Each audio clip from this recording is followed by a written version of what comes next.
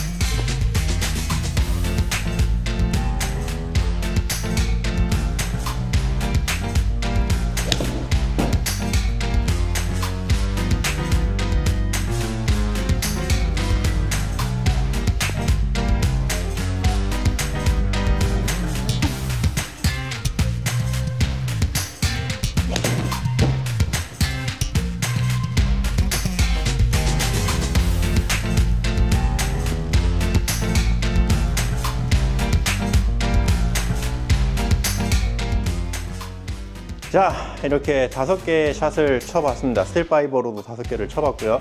KBS 맥스 80으로도 지금 5개를 쳐봤습니다. 결과를 한번 볼게요. 자, 지금 결과를 보게 되면 하늘색이 스틸 파이버고요. 빨간색이 KBS 맥스 80으로 쳤을 때의 결과입니다. 약간의 차이가 있죠. 볼 스피드가 확실히 스틸 파이버가 조금 더 좋고요. 런치 앵글은 스틸 파이버가 조금 더 낮습니다. 그리고 백스핀 양은 두 개가 거의 비슷했고요. 사이드 앵글은 스틸 파이버가 조금 더 좋네요. 캐리 거리도 스틸 파이버가 조금 더 좋고, 토탈 비거리는 근데 거의 같은 걸로 나와요. 근데 제가 볼 때는 토탈 비거리가 사실 이제 KBS 같은 경우는 그린 밖에 떨어져서 굴러서 아무래도 이제 구르는 양이 좀 많아서 조금 더 간 거고요. 전체적으로 한 4m 정도 비거리 차이가 났다고 생각이 됩니다. 자, 클럽 데이터를 한번 볼게요. 클럽 데이터, 그러니까 정확하게 공을 어떻게 쳤는지를 좀 보면 좋은데, 효율은 1.36 똑같습니다. 스틸 파이버는 오차가 제로, 5개의 샷이 오차가 제로고요. 그리고 헤드 스피드는 스틸 파이버가 조금 더 나오기는 하네요. 86.8. 그리고 KBS는 84.7. 요거는 아마 KBS를 제가 먼저 쳤고 스틸 파이버를 좀 나중에 쳐서 몸이 좀 덜 풀린 것도 이유가 될 수는 있을 것 같아요. 뭐 크게 뭐 다르지는 않고요. 데이터적인 거는 뭐 간단하게 이렇게 좀 말씀드릴 수 있을 것 같고, 제가 치면서 느낀 부분을 조금 말씀을 드리면 굉장히 무게중심이 뒤로 빠져있는 헤드인 건 맞는 것 같습니다. 왜냐면 다운블로우가 5도 이상이 나오는데도 런치 앵글이 17도, 18도 정도가 나오기 때문에 무게중심이 굉장히 뒤로 빼놔서 로프트는 세워져 있지만 공은 그만큼 잘 띄워주는 그런 클럽이라고 생각이 되고요. 뭐 스핀양 자체도 7번에서 6천 정도의 스핀양이면 굉장히 좋은 스핀양이라고 생각이 됩니다. 31도 로프트에 이 정도 스핀양이면 스핀도 굉장히 잘 만들어주는 헤드라고 생각이 되고요. 헤드만 이렇게 봤을 때는 탑라인이 사실 좀 되게 두껍다는 느낌이 좀 있거든요. 근데 우리가 이렇게 셋업을 해놓고 보잖아요. 그러면 생각보다 그렇게 탑라인이 많이 두꺼워 보이지는 않습니다. 그리고 옵셋의 양도 막 눈에 거슬릴 만큼 있지 않아요. 자, 그리고 헤드는 살짝 큰 편입니다. 이렇게 봤을 때 좀 큰 편이기는 한데요.